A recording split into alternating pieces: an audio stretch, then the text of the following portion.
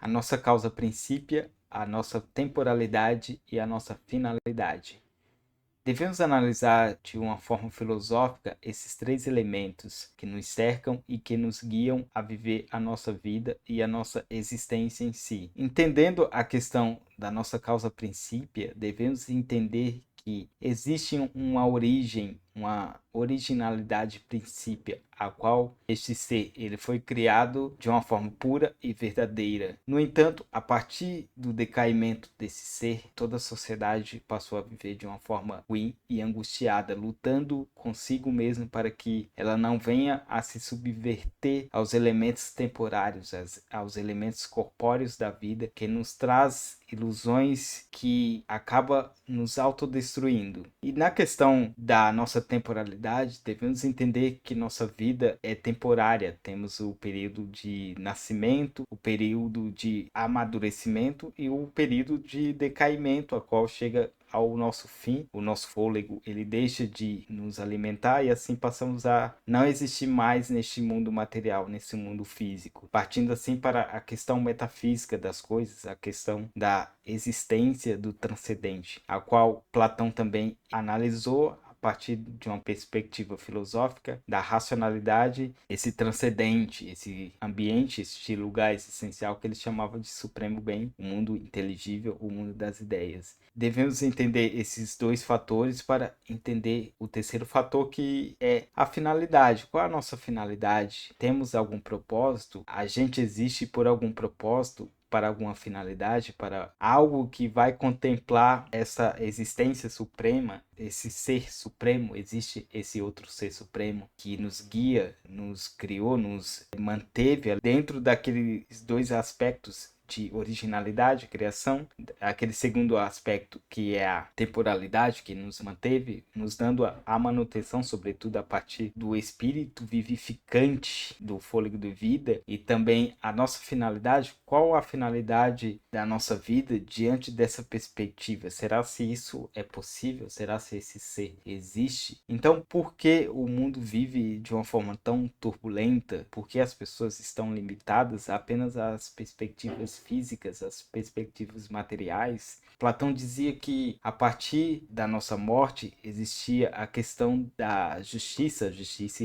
iria imperar para que possamos contemplar os Campos Elíseos, que é um lugar maravilhoso, ou até mesmo o Tártaro, que era um lugar de tristeza e de puro sofrimento. Então devemos analisar a partir dessa questão, desse aprofundamento filosófico, porque devemos contemplar não só aquilo que estamos vendo, mas aquilo que existe além disso. Se é possível existir, se há essa possibilidade, o que vocês acham? Será se existe esse mundo metafísico a qual Platão contemplava, qual Platão ele escreveu sobre? Porque Platão foi o pai da filosofia, juntamente com Sócrates e Aristóteles. Ele contemplava essas maravilhas porque ele superava a realidade material e não vivia apenas conforme aquilo que todo mundo enxergava e poderia analisar. Ele via além disso, ele tinha uma profundidade. Não é à toa que ele foi o sistematizador da filosofia com Sócrates e Aristóteles. Então não devemos ignorar esse ponto filosófico, a qual ele perdeu o valor, porque